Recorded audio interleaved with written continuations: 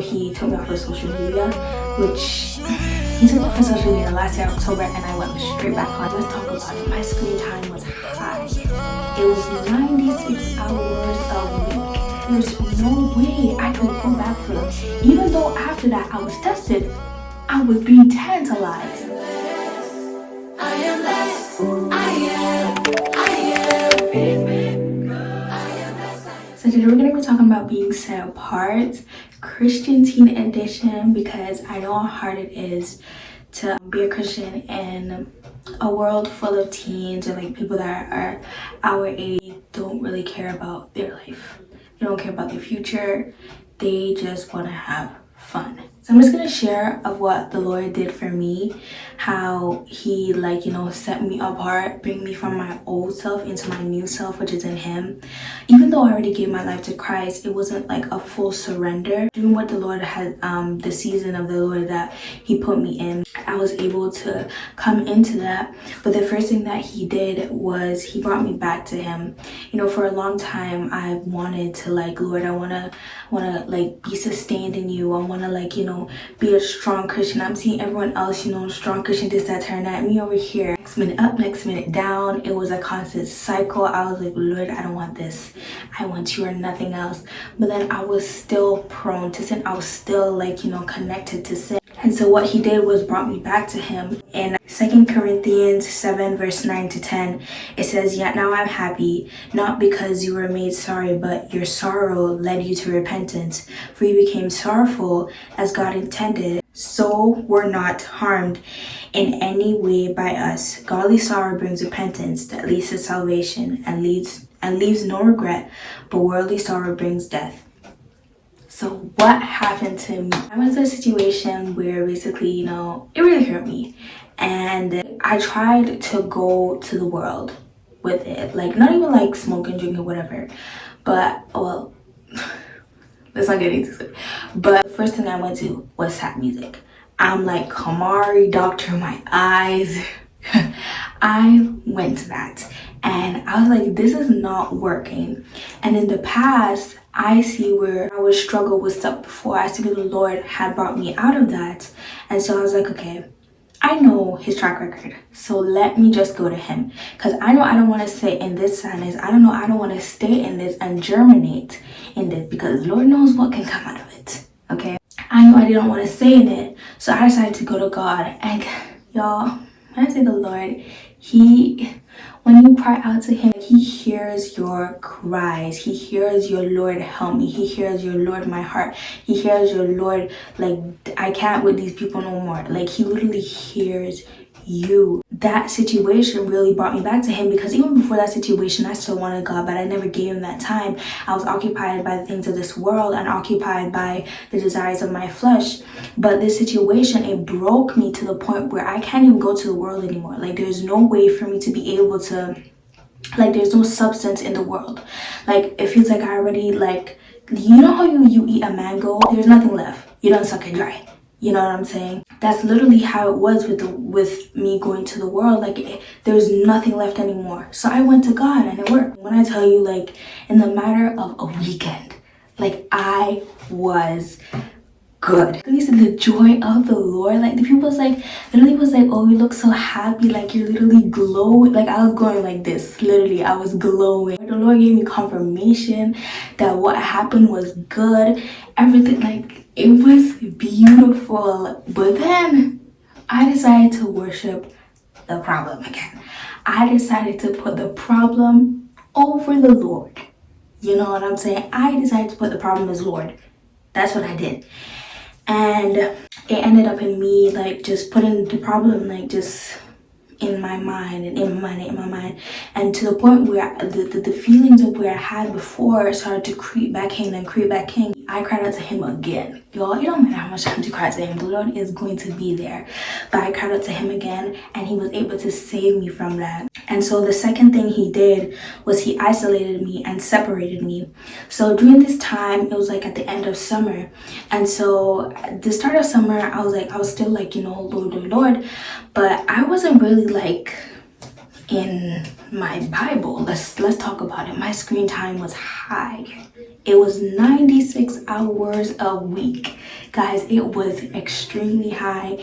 It was giving no time with God was had, literally. Like, if you saw my screen time, you wouldn't know if I'm a Christian or not. Matter of fact, you would think I'm not a Christian because of how high my screen time was on TikTok, Instagram, just on things that was not the Bible app or even the physical Bible was not getting touched. I'm not gonna lie. I would think about the Lord, read my Bible, maybe like a little bit in the morning, 5 minutes. 5 minutes, you know. But after that, and then I came to the point where I was like, Lord, another summer, you know, I want this to be a different summer. I want to like really give it up to you for real, and like me just be a whole different person after. And during that point, which was the second thing, is that he cut me off from bad influence. During the season of the summer, I wasn't really like connected to like the people in my school, connected to my worldly friends and stuff like that, where he cut off that bad influence. And also he took me off of social media, which he took me off of social media last year October, and I went straight back on it. So I came out of social media again, and like when I tell you, like it was so beautiful. And I even told I've been telling the Lord, like, I want to go deep in you. I want to be sustained in that though, because there'll be times where I'm like, Lord, like this is this. I'm like, yes, like I'm on fire for the Lord, this, that. And then next week I'm feeling down as ever before. I'm back on my grind of sin. You know what I'm saying?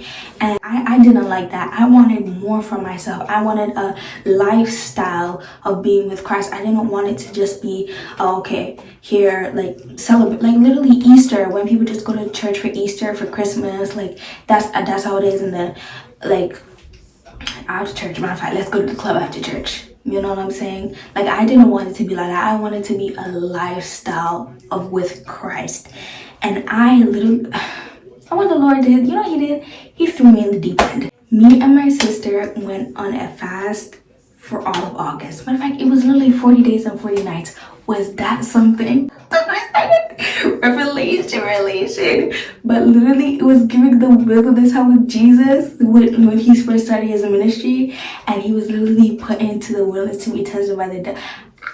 I don't even know how I agreed to that. Because you know me, I love food. My love of not anymore. I'm not glutton. No. I don't do gluttony for real. But like before, like food was something. Food was something to me. And the fact that I went on a 3-day water fast, my sister asked me, I was like, okay, what you mean? That must have been the Lord. But yes, I went on that fast and I just continued it on, and it was such a powerful fast.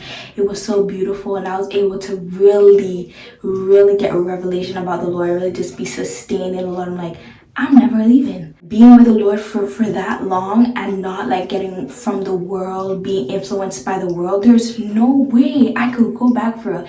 Even though after that I was tested, I was being tantalized. The fourth thing is that he built my prayer life and relationship with him. So on that fast, I was really able to like press in prayer. You know, like the deep well of the Lord, I was able to go into that and to really strengthen my relationship with him, where I really was able to know that he is my father. Like, Lord, like you're literally my papa. Like that's literally what I call my papa. Like, Papa, hi Papa.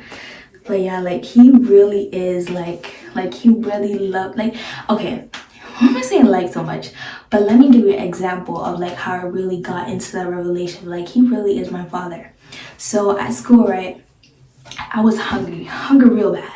And I was like, Lord, I kind of want to eat, but like I don't really want to spend that much money because I'm about to go out anyway, and I don't want to be spending unnecessary money. I want to be saving. I'm a big budget girly right now. I was at McDonald's and I was like, what do I eat? This, that, I don't want to spend too much money. And I'm like, okay, let me go to Pizza. And then there someone was like giving away their pizza. They didn't want it. It was like the sliced pizza, because that's what I was gonna go for. And I went there and I realized there's literally not the pepperoni pizza that I wanted. And then so my friend, the person that was gonna give it to my friend didn't want it, and he was like, oh, you want it? I was like, yeah. And then I didn't even realize at the moment, he was like, God giving you food and this, that, whatever he said. But yeah, and like I went home and I really thought about it, and the Lord was like,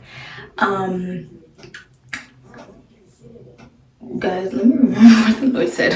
One sec. He was like, I remember, thank you, Lord.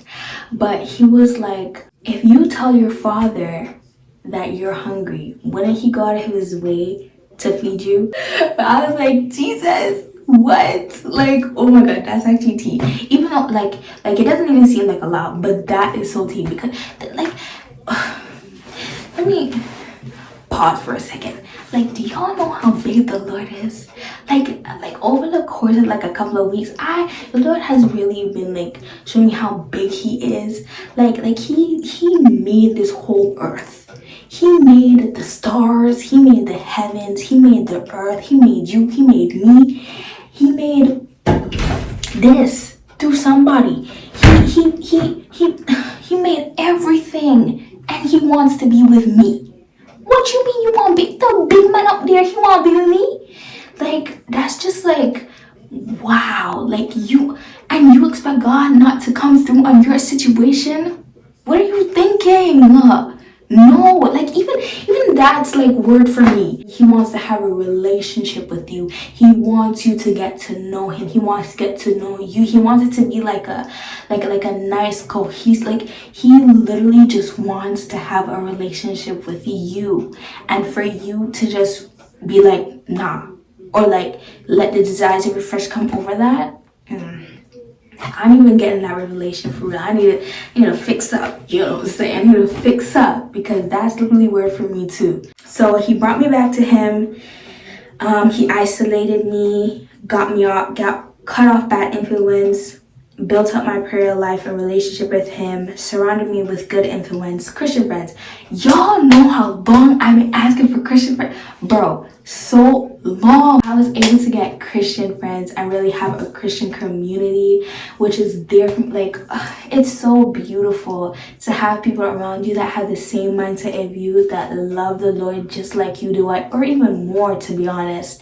Like, it's just so beautiful, and it literally influences me to be better with the Lord. Even the Bible says bad company corrupts good character. What do you think good company is gonna do? Okay, so He surrounded me with good influence, and then the last thing He did is let me know my worth and who I am in Him. My revelation of like, this is the God up there, and I'm His daughter. He will do anything. His Son died for me. I'm not even His birth daughter, and He put His Son to die for me. That is just so beautiful. In terms of letting me know my worth and know who I am in Him, it lets me know that my God up there, He split the Red Sea. He literally comes up against principalities. He comes up against Satan, and you think that I won't be able to do that. But yeah, He let me know my power. He let me know my stature in the spiritual realm. He let me know that I do have power. I do have power over this situation. He let me to be able to know that, and to be able to walk in that understanding. And like, you really won't see things the same. You really be like, like when someone try to argue with me, I know it's like, it's really not you for real. Like, I know it's some spirit behind you trying to do something.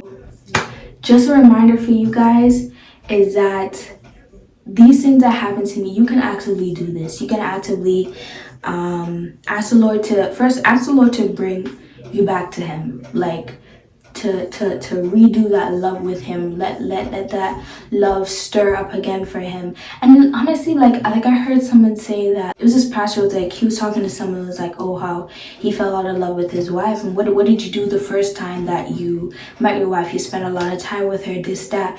And that's what you do with God. Like you spend a lot of time with Him again until you develop that love. Because if you spend a lot of time with someone, you'd obviously grow fond of them, right? So that's what you do. And that's like a way to bring yourself back to Him, and to isolate yourself. If you're in school still, I know it might be hard, but really put in time with the Lord.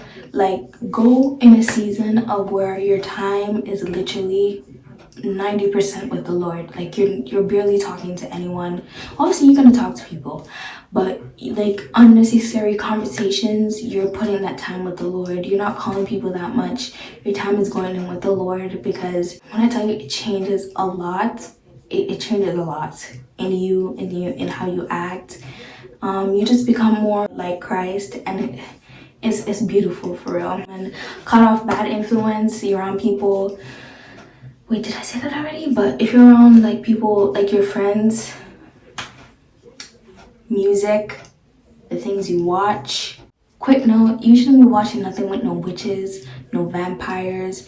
You shouldn't even watch Disney princesses because they have magic in it, witches in it, beasts in it, mermaids in it, marine spirits. Anyways, that I literally got that understanding. Like, Disney princesses are a little too, you know what I'm saying? I don't know about Rapunzel, but I also think so because that they doing the potion things. But yeah, anyways. Yeah, but those are things that you literally could do with the Lord. And honestly, don't do anything yourself. Because I have come to the understanding, if you do it yourself, you're gonna mess it up. You're 90% of the time you're gonna mess it up. Literally. So do everything with the Lord because He wants to do it with you. That kind of rhymed. But I also do have some tips for Christian teens.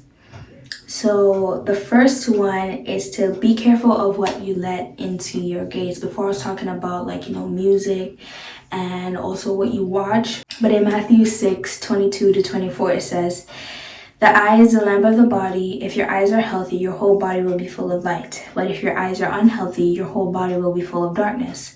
If then the light within you is darkness, how great is the darkness? No one can serve two masters. Either you will hate one and love the other, or you will be devoted to one and despise the other. You cannot serve both God and money."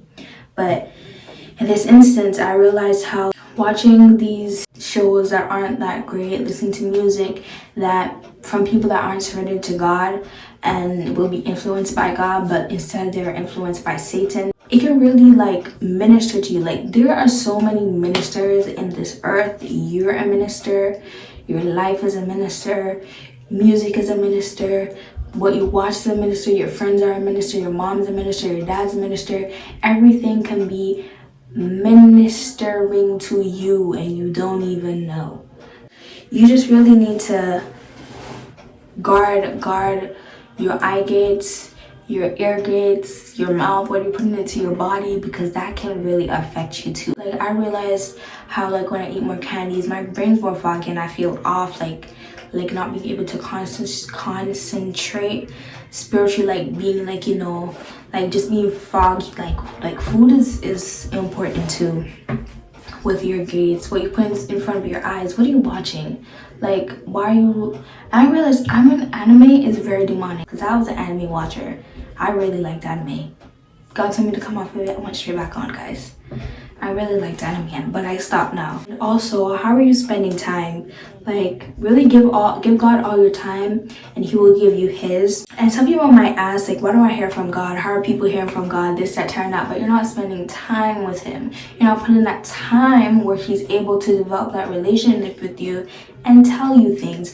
It's literally like how you'll be best friends with someone. You just met someone. You're fond of them, right?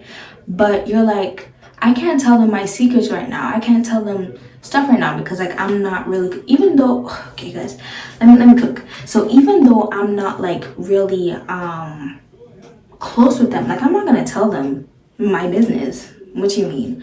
But me coming close to them and drawing near to them, it allowing me to open up and share things. That's the little revelation right there. Even though there's other circumstances where the Lord actually will talk to you, but yeah. And also in Ephesians 5:15-16, it says, "Be very careful then how you live, not as unwise but as wise, making most of every opportunity because the days are evil." So when you come home from school, spend time with the Lord. Don't go on TikTok. Don't go on. Matter of fact, for a week, I challenge you, for a week, delete TikTok and delete Instagram. You can respond to people after a week. They're not gonna die. Well, let's hope they don't die. Let's hope you don't die. Delete. Okay. But you'll be able to respond to it So you can take that time to give to the Lord and to really lock in with the Lord. Give God all your time and he will give you his. Fasting and prayer is so very important. Even with Esther, with the 3-day fast to really save her people, it's so important. With Daniel, he already got the answer. He already know. You know what I'm saying? The answer was there already. But he had to come against it in the spiritual realm to really take down those blocks. So fasting and prayer is very important. One, to strengthen your relationship with God, but also to gain more authority in the spiritual realm. Fasting and prayer is so very important, and I think every Christian should be doing it. You don't even have to like do 6 to 6. Do 6 to 12, do 6 to 3. But a real fast, I think, is no food for a period of time. Because if you're still feeding yourself, it's like I really don't like you're really killing your flesh. You're really coming against the flesh. Like what you're doing stems back to the flesh. So kill the flesh, stop feeding the flesh. And I realized like when I was eating like, you know, candy and stuff like that, like it felt like I was feeding my flesh, but I wasn't feeding my spirit, you know what I mean? So everything comes back to the flesh in terms of killing stuff, and fasting and prayer, it comes back to the flesh. So obviously, you know, fasting off social media is fine, but let's put that with food too. You know, let's really come against it and kill the flesh's motives. Widen your knowledge about God. In Hosea 4:6, it says, "My people are destroyed for lack of knowledge." Get in a ministry that goes deep in God. Get in a ministry of prayer. Read your Bible. Fast and pray. Literally grow deeper in God and widen your knowledge about Him. Ask Him to give you knowledge and understanding beyond your years. Literally ask Him for these things, and He will give it unto you. Ask and you shall receive. Knock and the door shall be opened. What I would say, guys, is just be serious about your relationship with God, and that's like the most important thing. Be serious about your relationship with God and fall back in love with Him, because when you fall in love with Him, when you're really in love with someone, you will do anything for them. You do anything to fulfill their wishes. You do anything. Like, imagine you in a relationship. Wouldn't you do anything for that girl or boy? But yeah, He loves you so much, so be set apart and stay blessed.